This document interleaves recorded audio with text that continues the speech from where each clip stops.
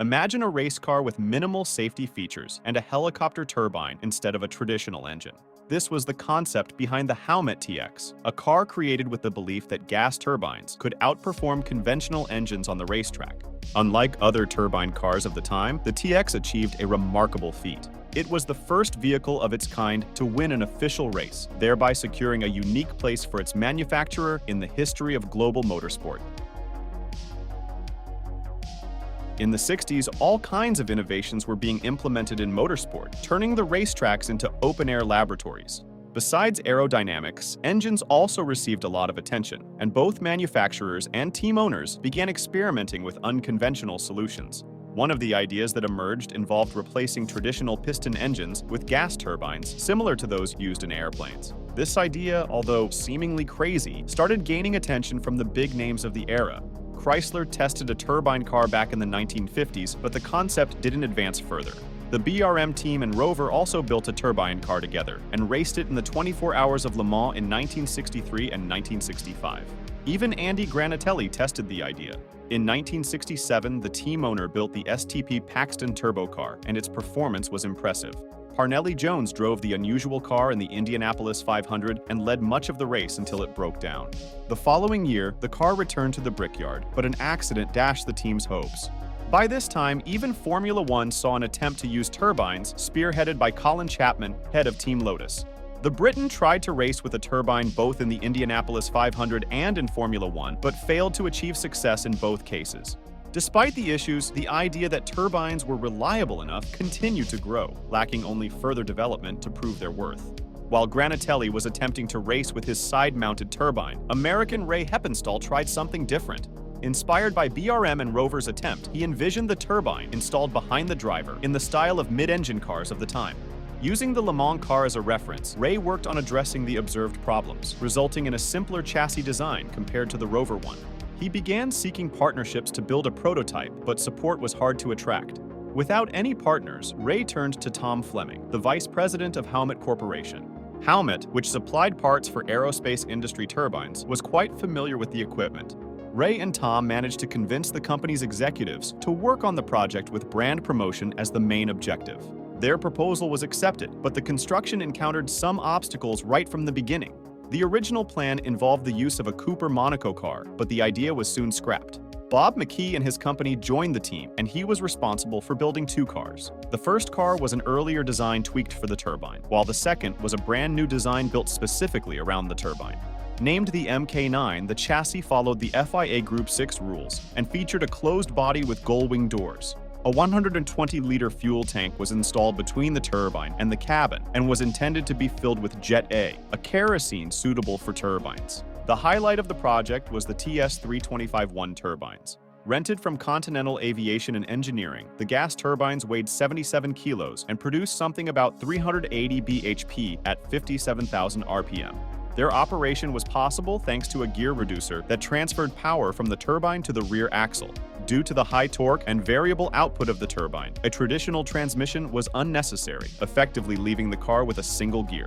Differential adjustments allowed the team to alter transmission ratios, enabling the car to adapt to different circuits despite its limitations. The absence of a traditional transmission also meant the car lacked a reverse gear. To meet regulatory requirements, they installed a small additional electric motor to fill this gap.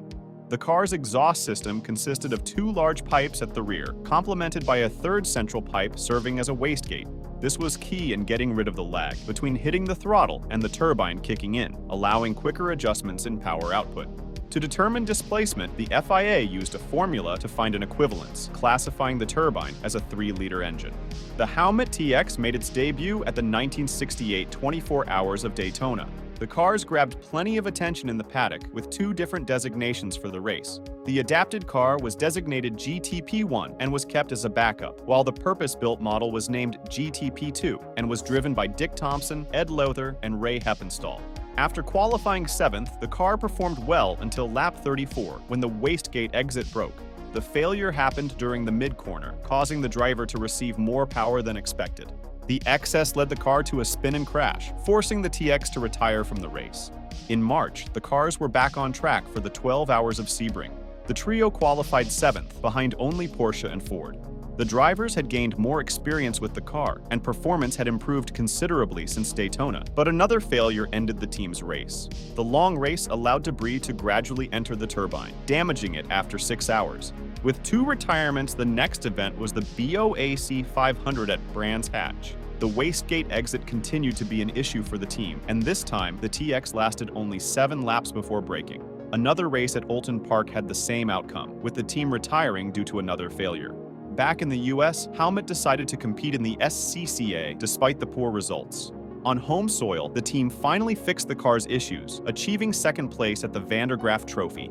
In Alabama, Howmet raced in the Heart of Dixie event, winning both the sprint and main races. With this victory, the TX became the first gas turbine car to win official races. Bolstered by this success, Ray and Dick Thompson raced in the Marlboro 300 in Maryland, winning both the sprint and main races. With the project reaching a more mature level, the 2 TX cars were entered in the 6 Hours of Watkins Glen, which was part of the World Sports Car Championship at the time. Hugh Dibley and Bob Tullius drove the GTP1, while Heppenstall and Thompson drove the GTP2. After qualifying 8th and 9th, the cars started well in the race, remaining in the top 10. A transmission failure slowed the GTP1, while Ray and Thompson's car kept in the race without issues, earning 4 points for the team with a 3rd place. Thanks to a French company's sponsorship, Howmet secured enough funds to race in the 24 Hours of Le Mans. The long straights of La Sarthe proved to be a big challenge, with the cars starting from 22nd and 23rd positions. Both cars broke down during the race, and one got disqualified because the repairs took too long. Ray and Thompson's car was able to rejoin the race later, but had to retire after an accident at the Indianapolis corner. Just when things settled up and future plans were being made, Howmet decided to abandon the project. Maintaining 2 cars was too costly, and the advertising return was insufficient. Outside of racing events, the cars continued to be used for speed record attempts, with GTP2 being modified for open cockpit racing. Heppenstall set 6 FIA-recognized records, marking the end of the model's story in a somewhat bittersweet manner.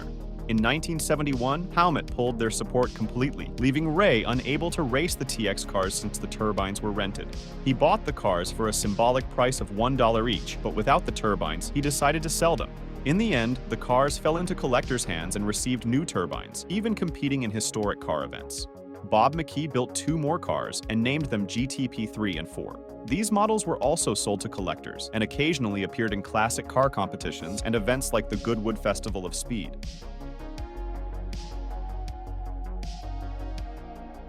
If you enjoyed the video and want more information about Formula 1, IndyCar, and other motorsports, subscribe to the channel. Questions, suggestions, or tips are always welcome. Feel free to leave them in the comments below.